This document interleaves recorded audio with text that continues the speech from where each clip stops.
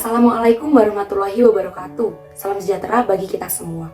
Pada kesempatan kali ini, kelompok 9 akan membahas mengenai analisa hukum di Indonesia. Namun sebelumnya, mari kita berkenalan terlebih dahulu. Nama saya Amar Aruna Andadari, NIM 1820 10 10 11 19.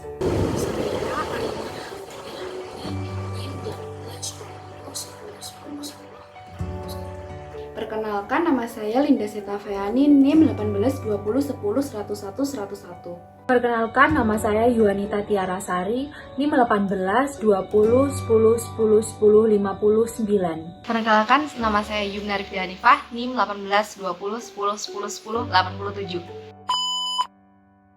Mengenai pembahasan analisa hukum di Indonesia, apakah proses penegakan hukum di Indonesia sudah cukup adil?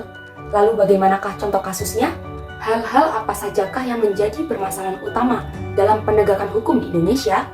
Lalu bagaimanakah solusi untuk mencegah dan menanggulangi masalah tersebut? Mari kita simak video berikutnya. Proses hukum di lingkungan peradilan Indonesia hingga saat ini dianggap belum sepenuhnya mencerminkan nilai-nilai keadilan yang sesungguhnya. Ketidakadilan ini dapat kita lihat dari masih adanya kesenjangan hukum bagi masyarakat. Ketidakadilan dalam menetapkan keputusan dan proses penyelesaiannya, ataupun ketidakadilan saat menjalani suatu hukuman yang sudah ditetapkan. Berikut ini akan kami paparkan kasus yang berkaitan. Yang pertama, dalam hal kesenjangan hukum bagi masyarakat. Pada 10 Juni 2021, BTS Meal yang sempat viral dan memicu kerumunan banyak orang mengakibatkan 11 gerai McDonald di Bandung dikenai denda sebesar Rp500.000. Namun di sisi lain, pada 21 Juli 2021, saat PPKM darurat, seorang penjual bubur menjual 4 mangkok bubur saja sudah dikenai denda Rp5 juta. Dari sini kita dapat melihat bahwasannya kesenjangan hukum bagi masyarakat benar adanya. Yang kedua, yaitu ketidakadilan dalam penetapan keputusan, seperti kasus Jaksa Pinangki yang dipangkas masa hukumannya menjadi 4 tahun. Yang ketiga, keadilan saat menjalani hukuman itu sendiri, seperti kasus sel mewah Setia Novanto yang dibandingkan dengan keadaan rutan di Bagasi Api-Api yang over kapasitas hingga 800%, serta kasus ibu dan bayi yang harus mendekam di penjara karena Undang-Undang ITE. Permasalahan utama apa sih penegakan hukum di Indonesia dan bagaimana bisa menjadi demikian? Masalah utama penegakan hukum di negara-negara berkembang, khususnya Indonesia, bukanlah pada sistem hukum itu sendiri, melainkan pada kualitas setiap individu yang menjalankan hukum, termasuk penegak hukum dan pelaksana hukum.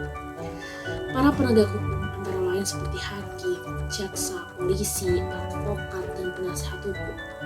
Hal-hal tersebut nantinya dapat mengakibatkan penegakan hukum tidak berjalan dengan sebagaimana mestinya. Selanjutnya, saya akan menjelaskan mengenai faktor-faktor yang berkaitan dengan mengapa hal ini bisa terjadi. Kelompok kami membedakan menjadi 2 faktor, yaitu ada faktor yang bersifat internal dan juga ada faktor yang bersifat eksternal. Untuk faktor yang bersifat internal, kelompok kami mengkaitkan dengan karakter yang kurang baik, baik dari masyarakat Indonesia ataupun dari para penegak hukum. Untuk dari masyarakat Indonesia, di sini bisa kita lihat masih adanya beberapa masyarakat Indonesia yang berpikir bahwa hukum bisa dibeli dengan uang, lalu juga masih ditemui adanya beberapa masyarakat yang menormalkan tindakan kriminal karena dianggap sepele. Contohnya pada kasus pencurian kayu ataupun pencurian hasil kebun. Lalu untuk dari pihak penegak hukum, di sini masih kita temui adanya beberapa oknum penegak hukum yang tidak menjalankan kewajibannya saat melakukan proses penyelesaian hukum. Contohnya masih kita temui adanya kasus suap pada proses penyelesaian hukum.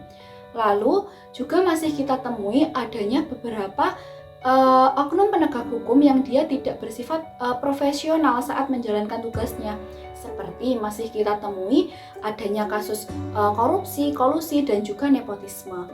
Lalu untuk faktor eksternal, kelompok kami mengkaitkan dengan pendidikan yang kurang merata, karena pendidikan sangat penting untuk membangun karakter individu yang baik dan juga untuk meningkatkan wawasan masyarakat mengenai hukum yang adil. Bagaimana kira-kira solusi yang tepat agar penegakan hukum di Indonesia ini dapat berjalan sesuai dengan prinsip berkeadilan? Pencegahan yang dapat dilakukan yang pertama dengan pendidikan karakter. Kemudian, sosialisasi mengenai pentingnya berperilaku adil dan jujur dalam menyelesaikan masalah dan juga mengevaluasi standar pemilihan penegak hukum. Sedangkan penanggulangan yang dapat dilakukan yang pertama dengan mengoptimalkan kinerja penegak hukum, mengusut suatu kasus secara tuntas.